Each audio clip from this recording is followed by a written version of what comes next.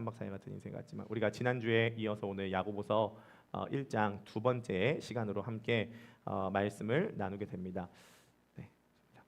야고보서에는요 복음이 가득하게 나와요. 그러니까 우리가 교회에 오는 이유는요 복음을 듣기 위해서 교회에 나옵니다. 교회에 나와서 우리가 좋은 말을 듣고 마음의 평안함을 누리는 것 중요해요, 안 중요해요?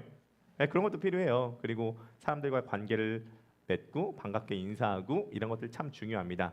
여러 가지 세상 사는 방법에 대해서도 교회에서 들을 수 있어요.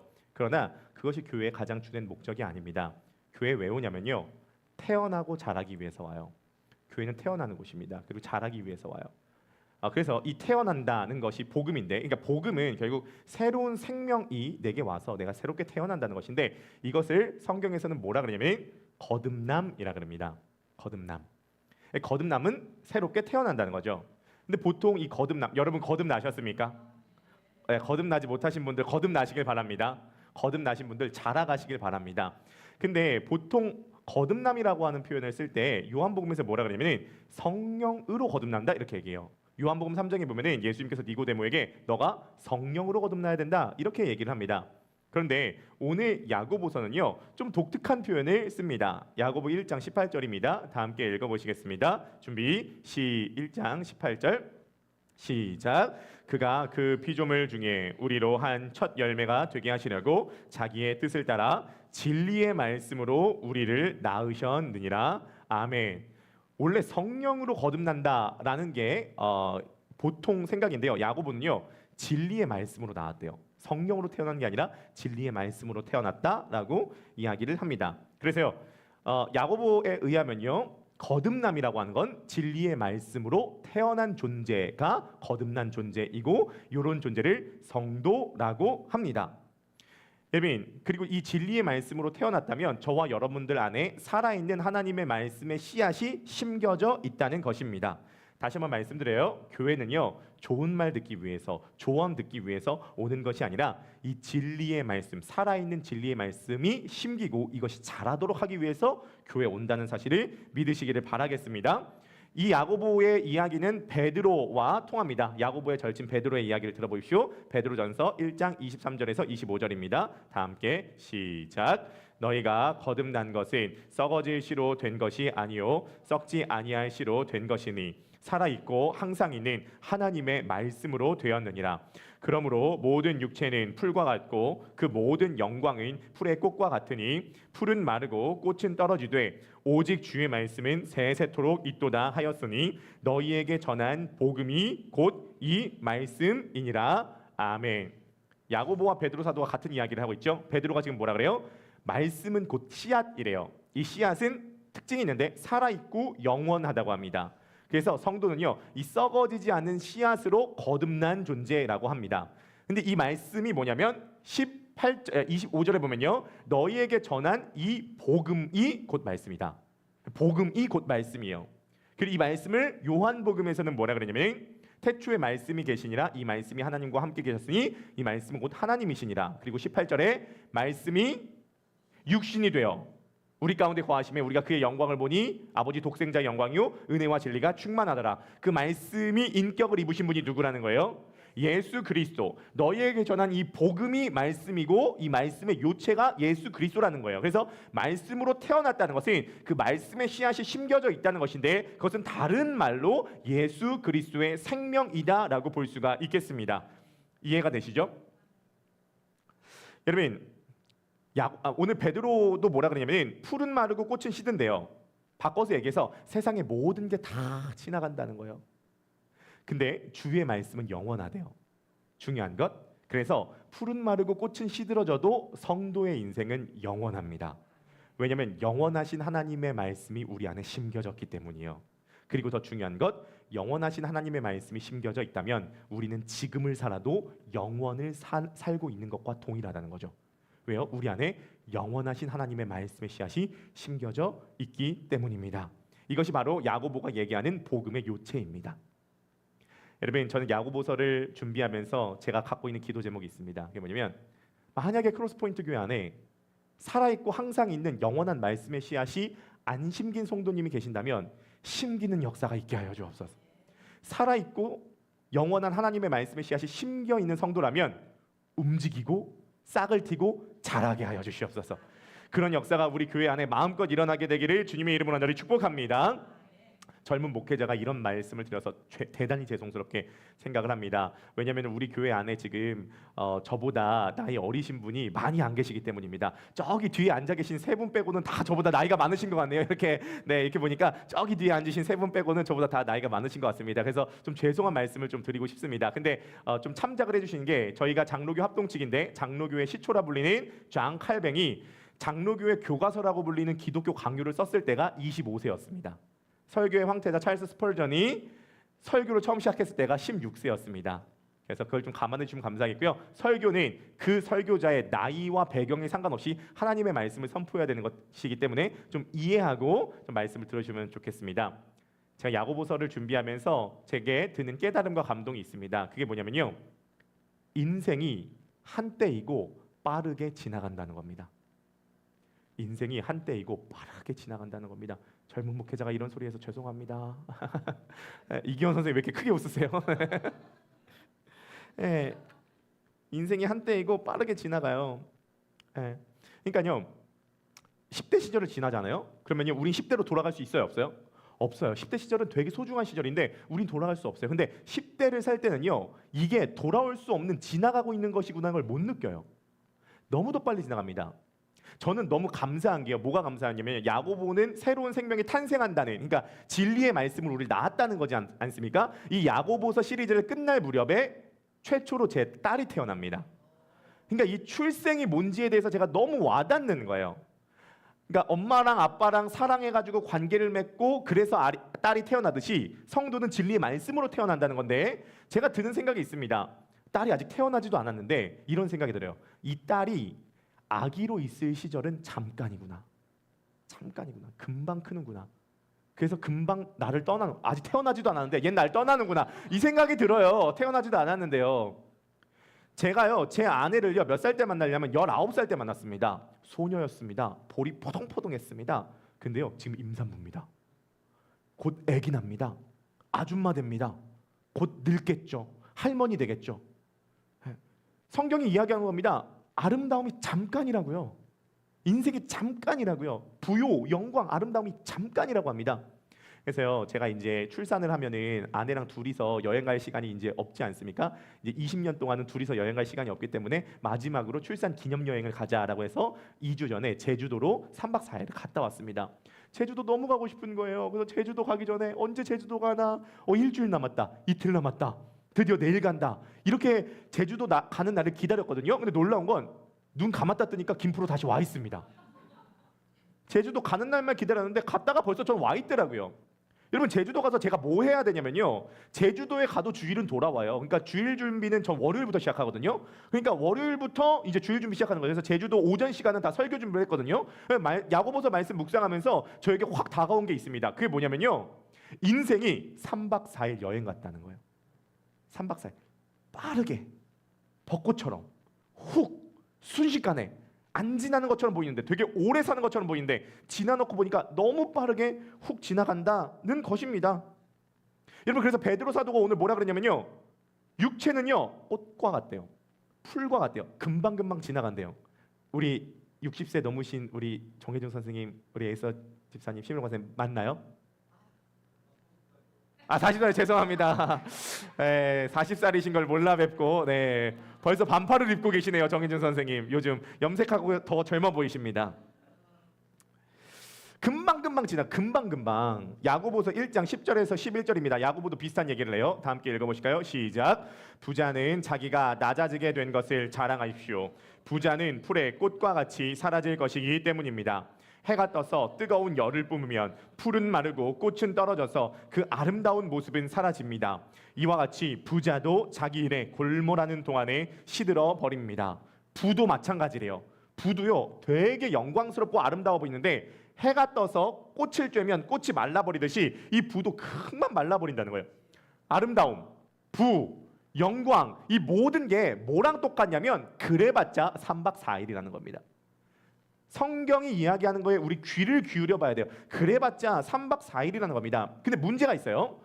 그런가 보다, 그렇게 짧은 인생인가 보다라고 하지만 여기서 문제는 뭐냐면 인생이 잠깐 지나가는 것 같아 보이는데 젊었을 적엔 총명한데 이제는 방에서 뭐 가지러 가야겠다고 냉장고 앞으로 갔는데 내가 냉장고 앞에 왜 왔지? 이렇게 버리잖아요. 그러니까 인생이 총명하다가 금방금방 이제 시들어 버리는 것인데요. 여러분 문제가 뭐냐면요, 아무리 좋은 것도 금방금방 지나가기 때문에 어떠한 문제가 생기냐면 우리를 완전히 만족시켜 줄 수가 없습니다. 우리를 만족시켜 줄 수가 없어요. 잠깐은 만족이 돼요. 맛있는 거 먹으면 만족돼요, 안 돼요? 만족이 돼요. 잠깐 만족돼요. 넓은 집 가면 만족돼요. 차 사면 만족돼요. 결혼해서 딸 낳으면 만족이 돼요. 여기 푸르지오에 보니까 야시장 열렸더라고요. 어제 오늘 야시장 열렸더라고요. 어제 가서 갔거든요. 막 푸드트럭이 막 있고요. 애들이 막 플리마켓 하고요. 막 뭐 사고요. 아주 활발한 거예요. 저는 그런 분위기 되게 좋아하거든요. 가니까요. 너무 활기가 있고요. 행복해 보이더라고요. 행복함이 있어요. 퇴근해가지고요. 떡볶이 시켜서 넷플릭스 보면서 떡볶이 먹으면 행복해요. 근데 계속 행복해요. 여행 가면 좋은데 여행 갔다 돌아와야 돼요. 갔다 돌아오면 무슨 소리 하는지 아세요? 역시 집이 좋아 이런다고요. 맛있는 거 먹으면요 또 배고파요. 결혼해서 애 낳잖아요. 커서 다른 남자한테 시집 갈 거예요. 남는 건 부부밖에 없다. 부부도 믿을 게 못 되죠. 집 넓어진 거 2주 좋아요. 차 바꾼 거 1주 좋습니다. 왜요? 인간을 영원히 만족시켜주지 못한 이유가 있습니다. 그게 전도서에 나오는데요. 전도서 3장 11절 말씀입니다. 다 함께 읽어보실까요? 준비 시작. 하나님이 모든 것을 지으시되 때를 따라 아름답게 하셨고 또 사람들에게는 영원을 사모하는 마음을 주셨느니라. 아멘. 하나님께서 인간에게 인간이 인식하든 인식하지 못하든 영원을 사모하는 마음을 주셨대요. 그래서 인간은요 영원에서 온 것만이 인간을 완전히 만족시킬 수 있어요. 만족감도 맥스고요. 이것은 지속적이에요. 왜냐하면 영원으로부터 왔기 때문에 영원히 만족스러운 겁니다. 공간적으로도 영원히 만족스럽고 시간적으로도 영원히 만족스러워요. 왜냐하면 인간 안에는 이 영원을 사모한 존재예요. 왜냐하면 하나님으로부터 지음받았기 때문에 하나님으로부터 온 영원으로부터 온 것이 오지 않으면 만족하지 못해요. 약간의 만족은 있어요. 맛있는 거 먹고 좋은 데 가고 여행 가고 집 사고 차 사고 뭔가 하면 잠깐의 만족감은 있는데 그 잠깐의 만족감이 너무 빨리 시들어 버리고요. 너무 빨리 지나가고요. 그럼 또 다른 만족감을 또 찾아서 또 그것을 하는데요. 그 다음에 또 허무감이 몰려온다 그 말입니다.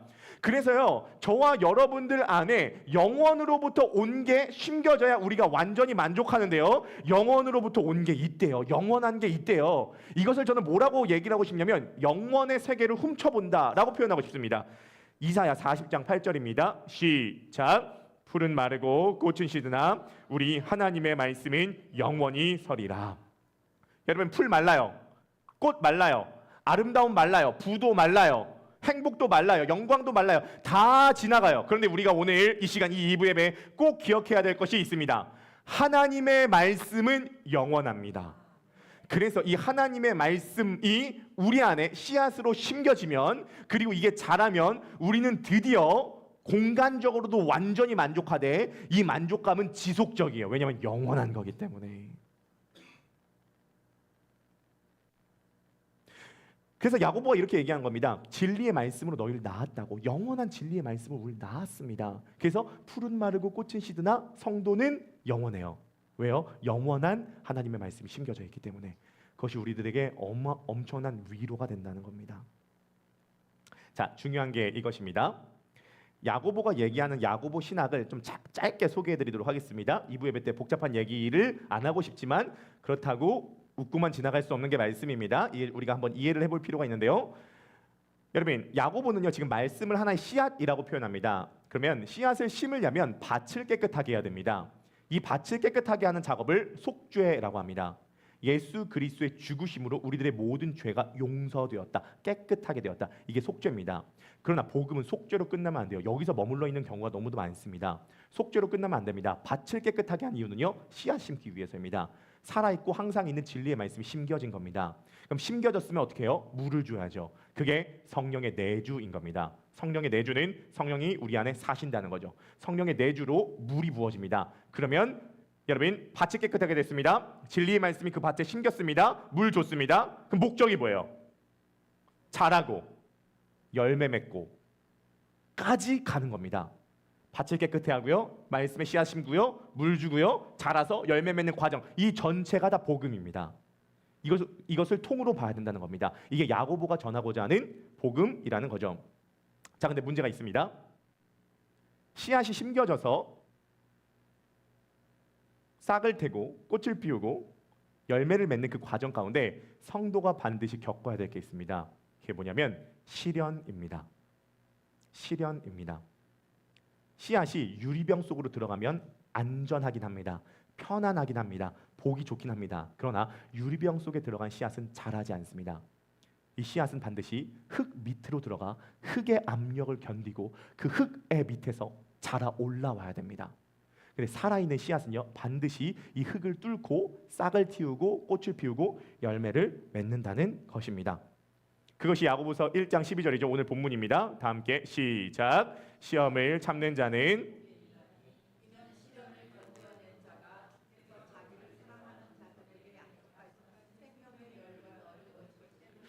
시험을 참는 자는 복이 있습니다. 왜냐하면 시련을 견디어낸 자가 주께서 자기를 사랑하는 자들에게 약속하신 생명의 면류관을 얻는다는 겁니다. 같은 말 두 번 반복하는 거예요. 시험, 시련 같은 말이고요. 복과 약속하신 생명의 면류관 같은 겁니다.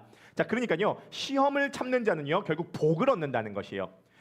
야고보서 전체 구조를 보면요. 야고보서에서 제일 중요한 건 야고보서 1장입니다. 그래서 1장에서 말한 내용이 2, 3, 4, 5장에서 반복적인 건데요. 1장이 서론격인데 야고보서의 서론 1장은 독특한 구조로 되어 있습니다. 이중 서론으로 되어 있어요. 그래서 앞에 한 얘기를 뒤에 한 번 더 합니다. 그래서 뒤에 한 얘기로 앞에 얘기를 보충 설명합니다. 예를 들어서 우리가 지난주에 말씀에 야고보서 1장 2절에 이 말씀을 나눴습니다.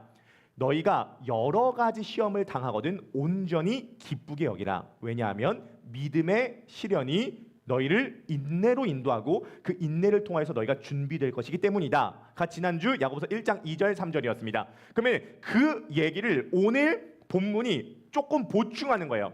시험이 와서 견디어서 우리가 준비되는 이유가 뭐냐면 12절이 이렇게 얘기합니다. 시험을 참아서 준비되어서 우리들에게 결국 그 준비한 자에게 뭐 주시려고? 생명의 면류관 복 주시려고. 그래서 우리들에게 시험을 주시고 시련을 주신 이유는요. 우리들에게 복을 주시려고. 우리를 준비시켜서 우리를 온전한 자로 만들어서 준비시켜서 복 주시려고 결국 시험을 주셨다 그 말입니다. 그러므로 여러분 시험을 참으십시오. 아멘이 안 나오죠? 시험 참는 건요. 여기서 참는다는 것은 참는 자라고 했을 때 이 참는 자가 헬라어로 휘포메네이라고 합니다. 사실 참는 자들이라는 뜻인데 휘포메네이는요. 휘포라는 뜻은요. 뭐뭐 아래라는 뜻이고요. 메네이는 메노라고 하는 동사인데 메노는요. 머물다라는 뜻입니다. 그러면 복합 단어인데요. 휘포메노는요. 그 아래 머물다가 휘포메노예요. 시험을 참는 자들이라고 하는 것을 직번역하겠습니다. 시험 아래 머물러 계십시오. 시험 아래 머물러 계십시오. 왜냐하면 그 시험을 통해서 생명의 면류관을 얻으려고 하기 때문입니다. 여러분 시험을 당하죠. 제가 지난주에 시련을 당했을 때 기뻐하라는 말씀을 전했는데요. 놀랍게도요. 그 시련이요. 오래가지 않더라고요. 월요일날 바로 오더라고요. 시험이 월요일날 바로 와요. 그럼 시험이 오면 어때요? 기뻐요? 쉽지 않죠? 시험이 오면 스트레스 받죠. 민감하죠. 여러 가지 다양한 종류의 시험을 당하잖아요. 관계 문제, 육신의 문제, 직장에서 여러 가지 스트레스, 변수 상황 이런 것들을 맞닥뜨립니다. 어떻게 기뻐해요? 여러분 시험 참다가요. 공황장애 걸린 사람이 많습니다. 시험 참다가 화병 걸린 사람 많아요. 어떻게 시험 참아요? 어떻게 그 아래 계속 머물러 있어요? 압력이 있는데요. 근데 야고보 사도는 그 압력이 있는데 어떻게 그 머물러 있으라 그 말을 하냐는 말이에요. 그렇죠? 어떤 청년이 저한테 그런 얘기를 하더라고요.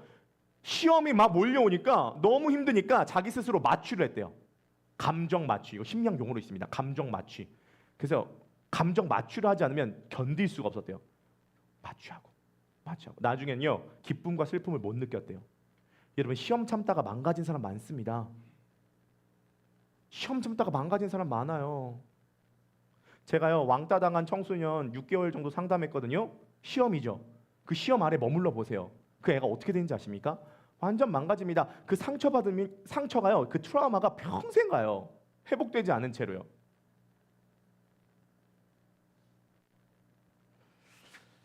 어떻게 하면 좋죠? 시험과 실현 때요. 그래서 야고보 사도가 이렇게 얘기를 하는 거죠. 1장 5절입니다. 1장 5절 다 함께 한 목소리로 읽어보실까요? 시작. 여러분 가운데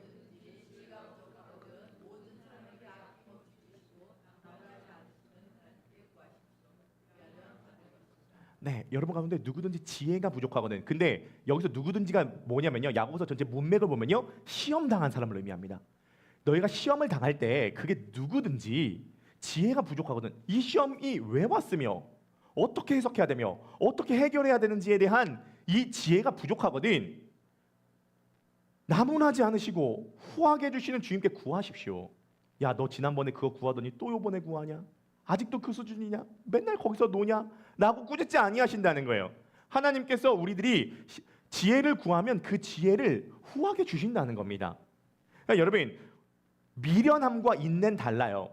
성경에서 말하는 인내는요, 우리가 그냥 시험에서 아무 어떤 지혜도 없이 막 당하고 있으라는 말이 아닙니다. 성경에서 말하는 인내는요, 미련함이 아니라 하나님의 성품과 지혜에 기대어서 무너지지 않는 것이 인내입니다. 인내는요, 미련함이 아니라 하나님의 성품과 지혜에 기대어서 무너지지 않는 것, 그것이 인내인 거죠.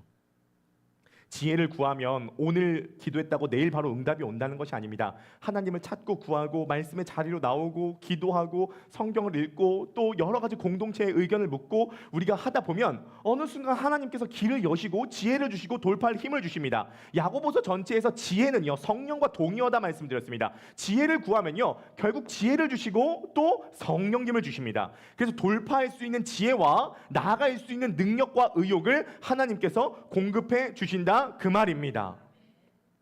미국에서요, 가만히 세워져 있는 자동차 폭파한 사건이 있었거든요. 그러니까 전소된 거예요. 그러니까 완전히 폭파되었습니다. 근데 안타깝게도 한국 차량이었어요. 기아 소렌토 차량이었습니다.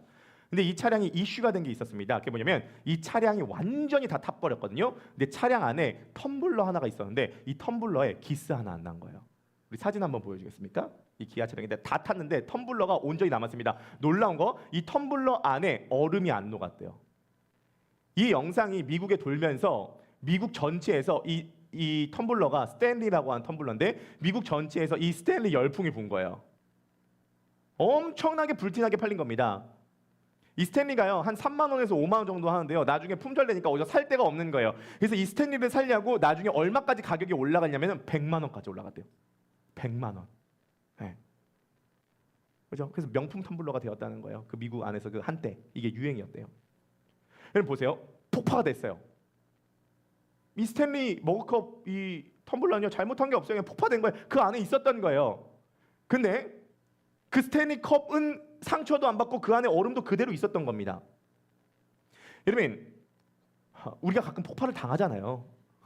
시험을 당해요. 그런데 결국 그 과정을 통하여서 신자는 그것을 견디고 인내하면서 결국은 하나님께서 우리들을 성숙시켜 나가면서 진짜 성도로서 입증이 되고 증명이 된다, 그 말입니다.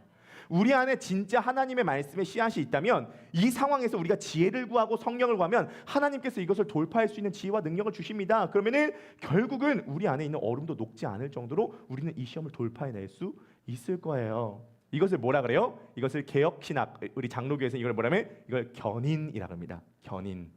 견인이 뭐예요? 견인차가 견인해 간다, 그게 아니라 견디고 인내한다 해서 견인이라는 거죠. 하나님께서 우리에게 견디고 인내할 수 있는 능력도 주신다는 것을 믿으시기를 축복합니다. 그러므로 시험을 당하고 계십니까? 시련을 당하고 계십니까? 주님께 구하세요. 지혜를 구하십시오. 옆에 바라보시면 주님께 지혜를 구하시기를 축복합니다. 인사하시겠습니다. 주님께서 반드시 주십니다. 인사하시겠습니다. 근데 이제 문제가 뭐냐면요, 우리를 성장시키는 시험이 있는데 우리를 망치는 시험이 있다는 겁니다.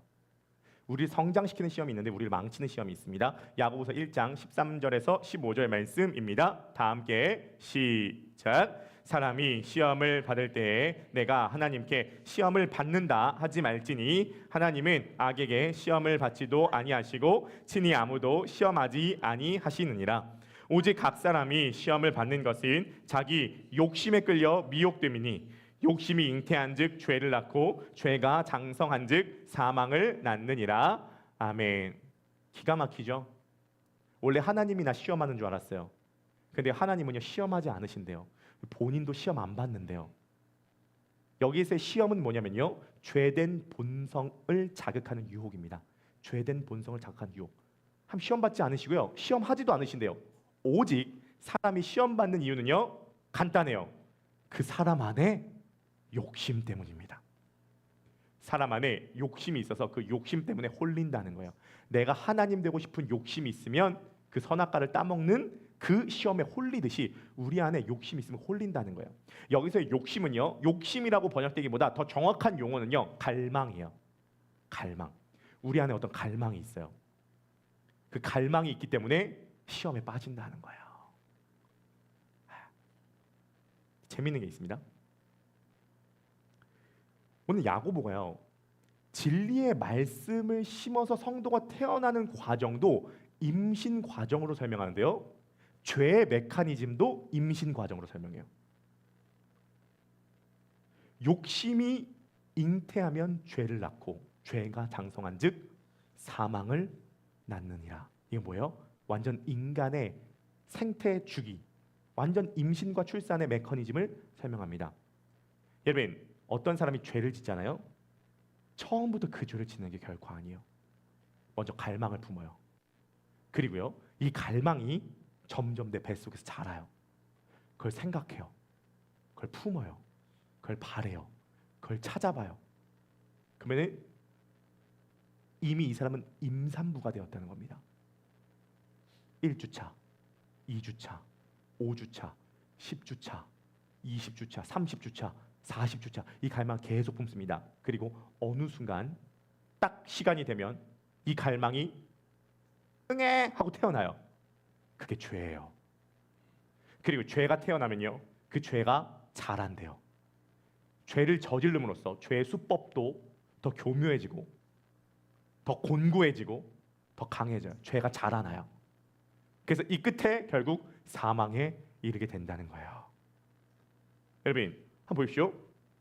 거듭난 성도는 진리의 말씀으로 태어난 존재입니다. 이 성도 안에는 진리의 말씀의 씨앗이 심겨져 있어요. 그런데 욕심도 심겨져 있어요. 두 가지가 다 자라나요.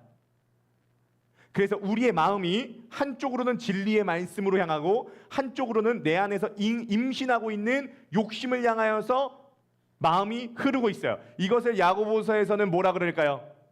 두 마음이라 그래요. 딥시코스. 다른 말로 두 개의 영혼을 가짐.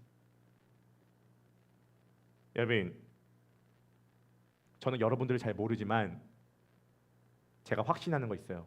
여러분들은 지금 쌍둥이를 임신하고 계십니다. 하나는 진리의 말씀, 하나는 욕심. 그리고 이 두 개는 자란다는 거예요. 자란다는 거예요. 욕심이 자라잖아요. 임신하잖아요. 태어납니다. 어느 순간 태어나요. 어떤 갈망은요. 그 전까지는 행동 안 해요. 근데 행동을 만들어내는 건 내 안에 어떤 잘못된 갈망이에요.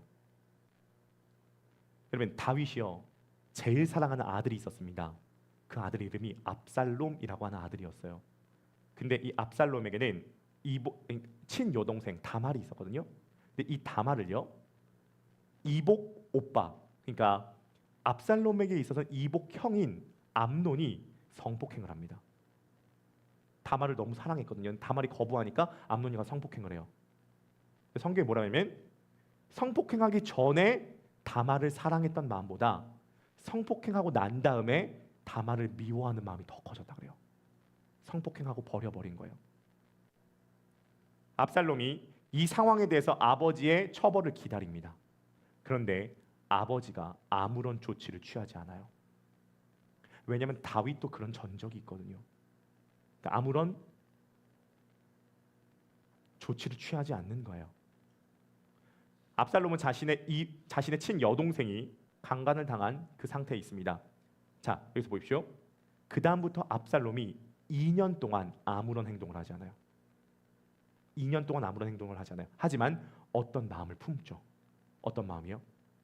형에 대한 분노, 아버지에 대한 원망, 더 나아가서 내가 왕이 되고 싶다는 권력욕, 이걸 품습니다. 그리고 임신해요. 그리고 잘하죠.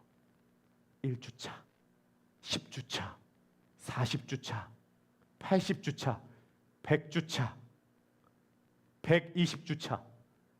분노와 원한과 권력욕이라고 하는 갈망이 점점 자라더니 어느 순간 응애 하고 얘가 태어나 버려요. 압살롬이 철저히 계획해서 자신의 이복형인 암논을 죽여버립니다.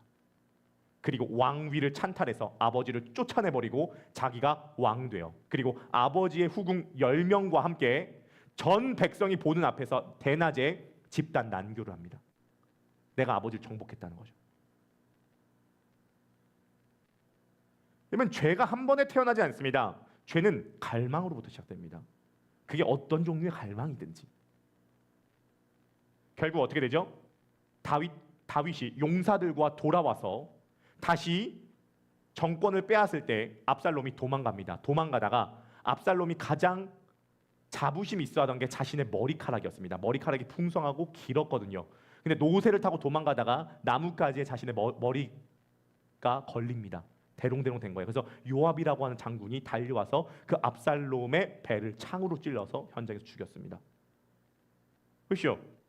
욕심이 잉태한즉 죄를 낳고 죄가 장성하여 사망을 낳습니다. 야고보는 정확하게 행동 이전에 믿음과 마음을 다뤄요. 행동은 마음이 자라서 나타난 결과물에 불과한다. 여러분, 여러분들 안에 어떤 갈망을 품고 계시나요? 이것은 단순히 권력욕이나 또는 원한이나 분노뿐만이 아니라 이 갈망은 다양하게 될 수 있습니다. 여러분, 어떤 것을 원한다고 해서 그것이 다 죄는 아니에요. 여기서 말하는 갈망은 하나님보다 자기를 먼저 앞세우려고 하는 욕망이거든요. 이건 여러 가지 분야에서 해당이 될 수 있습니다. 자, 예를 들어 한번 보도록 하겠습니다. 돈은 좋은 거예요, 안 좋은 거예요? 돈은 좋은 거예요. 돈 필요해요, 안 필요해요? 네, 이 세상에서 돈으로 안 되는 게 별로 없습니다. 대부분 돈이에요. 근데 만약에 내 마음 가운데 하나님이 아니라 돈이 내 인생의 안전과 행복을 지켜줄 거라고 믿으면 돈에 대한 집착이 생겨나게 되는 거예요. 이건 하나의 갈망이죠. 이 갈망은 자라죠. 이 갈망은 자라면 나중에 이것은 태어나게 될 거예요. 돈은 좋은 거지만 돈에 대한 욕심은 결국 우리는 파멸로 이끌 겁니다. 그런 경우가 있죠. 난 돈 욕심 없어요 라는 경우가 있잖아요. 저는 그 정혜종 선생님 얘기 항상 마음에 담아두는데요. 돈 욕심이 없는 이유는 돈이 없어서다. 돈이 없어서 돈 욕심이 있을 것 같잖아요. 아니래요. 돈이 있으면 돈 욕심이 더 많이 생긴다는 거예요. 여러분, 돈 욕심이 없으십니까? 돈이 없기 때문에 그럴 수가 있어요. 기뻐하십시오. 제가 정인 선생님 저 돈 욕심이 없는 것 같아요 하니까 목사님 그 이유가 있습니다. 통장 잔고를 보십시오. 네, 돈 욕심이 없어요 저는. 어쩌면 이런 게 있을 수도 있겠습니다. 사람 안에요. 인정을 받고자 하는 갈망이 있을 수 있어요. 인정받는 거 좋아요. 그러나 그것이 하나님을 내세우는 것보다 먼저 될 수 있습니다. 이것은 저와 같은 설교자에게 해당될 수 있는 문제예요. 전 지금 설교를 하죠. 왜 설교를 할까요? 이 설교를 통해서 거듭나지 못한 성도들에게는 진리의 말씀의 씨앗이 심겨져 거듭나게 하고, 또 거듭난 성도는 자라나서 하나님께 영광이 되고자 하는 그 목적, 하나님 사랑과 이웃 사랑에 대한 목적이 있다면 제가 설교하는 것은 참 복된 일일 거예요. 근데 만약에 생각해 보십시오. 제 안에 이런 갈망이 있는 거예요. 오늘 설교 죽여줘야지. 그래서 진짜 설교 잘하는 목사 되어서 정말 인정받아야지 라고 하는 마음이 만약에 먼저 있다고 생각해 봅시다. 그리고 이걸 품었다고 생각해 봅시다. 품으면 자라요. 그 목적을 위해서 저는 뭔가를 준비할 거예요. 그럼 결국 이건요, 어떠한 문제를 일으키는 행위로 나타나게 될 겁니다. 그 끝은 사망이다라는 거예요. 네.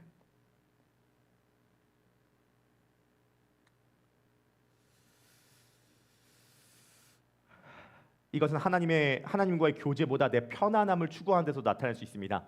이 본문에 대한 알렉 모티어라고 하는 야고보서 신학자가 한 말을 들어보세요. 이 욕심은요, 단순히 인정욕구나 권력욕이나 돈에 대한 집착뿐만이 아니라 내 편안함에 대한 마음일 수도 있다는 거예요. 한번 들어보십시오. 좀 재밌어가지고 가져와 봤습니다. 훨씬 더 많은 그리스도인들이 부지런히 성경을 읽어야 하는 아침에 침대에서 미적거림으로써 미혹을 당하고 사망의 권세에 그들의 삶을 내어준다. 이것 역시 겉으로 보기엔 자기 합리화의 옷을 입고 있는 매혹적인 욕구의 모습을 띠고 있을 것이다. 적어도 8시간은 자야 해. 오늘 하루도 아주 피곤할 텐데. 사실 우리의 본성은 전혀 신뢰할 만한 것이 못 된다. 우리 안에는 지배적이고 미혹하는 욕심이 솟아나는 깊은 셈이 있다. 우리 안에는 반드시 우리에게 향하신 하나님의 영광스러운 의도에 도달하지 못하게 만드는 치명적인 약점들이 있다.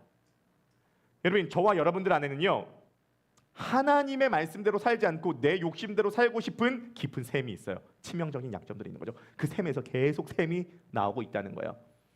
여러분, 욕심이 자라서 죄를 낳고 죄가 장성하여 사망을 낳습니다. 근데 우리가 이제 갈망을 잉태한 거예요. 임신한 겁니다. 근데 이 갈망, 이 임신된 이 욕심에 영양분이 공급됩니다. 이 영양분의 핵심이 뭔지 아세요? 이것입니다. 이 땅에 영원한 건 없다. 이 땅에 영원한 건 없다 라고 하는 메시지가 들어오잖아요. 이 욕심에 영양분을 공급합니다. 예를 들어 볼게요. 여러분, 만약에 이 땅의 삶이 전부라고 하면 여러분들의 욕구대로 살지 말아야 될 이유가 어디에 있죠? 오늘날 이 시대는요, 크리스천 외에 무신론이 많습니다. 하나님이 없다는 거예요. 하나님이 없다는 건 죽음 이후의 세계도 없고 영원도 없고 심판도 없다는 거예요. 이 땅의 삶이 전부라는 거예요. 그래서 유행하는 게 뭐예요? 욜로 뭐예요? You only live once. 넌 한 번밖에 안 산다. 이 땅의 삶이 끝이다. 그러니까 너가 원하는 대로, 너의 짜릿한 마음대로 그렇게 욕구대로 살아라 라고 하는 메시지가 계속 주입이 되는 겁니다. 영원한 게 없다라고 하는 이 무신론적 생각은 우리의 욕구에 영양소를 공급하죠. 예를 들어 볼까요? 그 어플 중에 유명한 어플이 있습니다. 애슐리 메디슨이라고 하는 어플인데요. 이 애슐리 메디슨은요, 유부남 유부녀들끼리 데이트 매칭을 시켜주는 어플입니다. 쉽게 얘기해서 바람피는 어플인 거죠. 그 애슐리 메디슨의 그 전면에 어떠한 문구가 있는지 아십니까? 이런 문구가 있습니다. Life is too short. Have an affair. 뭐예요? 인생은 짧아요. 바람피세요. 그 문구가 어마어마한, 이건 세계관입니다. 이거 하나의 세계관이요. 어마어마한 영향을 미쳤습니다. 이 애슐리 메디슨의 전 세계 가입자가 몇 명이냐면 9천만 명입니다. 9천만 명. 여러분, 바람피지 말아야 될 이유가 뭐가 있습니까? 이 땅의 삶이 전부라면요. 영원히 없다면요. 여러분들 욕구대로 살지 말아야 될 이유가 어디 있습니까? 여러분, 세계관은 우리들의 행동을 결정짓습니다. 우리들의 마음 가운데 품은 갈망에 부채질을 해줍니다. 그렇게 살으라고, 그 갈망대로 살으라고. 그러면요, 영양분을 먹고 점점 자라죠. 얘가 태어나죠. 그런데요, 우리를 너무너무 사랑했던 야고보 사도가 이렇게 얘기를 하는 거예요. 야고보서 1장 16절에서 17절입니다. 다 함께 읽어보시겠습니다. 시작.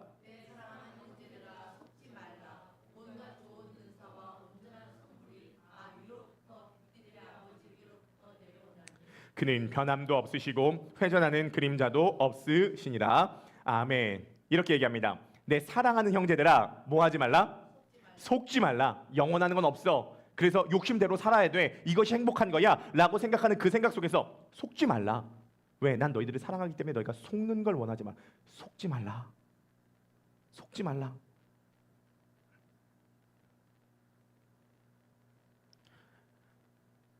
여러분, 진짜 좋은 건 우리의 내부에서 오지 않는데요. 우리 욕심에서 오지 않는데요. 우리 갈망에서 오지 않는데요. 진짜 좋은 건 사람으로부터 안 온대요. 아무리 아내가 좋고 아무리 남편이 좋아도 거기서 좋은 게 안 온대요. 서로 사랑하면 되지. 진짜 좋은 건, 영원한 건 거기서 안 온대요. 영원한 건 옆에 있는 사람이 못 준대요. 영원한 건 세상에서 못 준대요. 영원한 건 환경이 못 준대요. 기술이 못 준대요. 과학이 못 준대요. 야고보가 이렇게 얘기한 겁니다. 좋은 건 위에서 온대요. 온갖 좋은 은사와 온전한 선물이 다 위로부터 온대요. 내 내면에 있는 갈망과 욕심을 채워야지만이 좋은 게 오는 게 아니라 위로부터 그 선물이 내려온대요.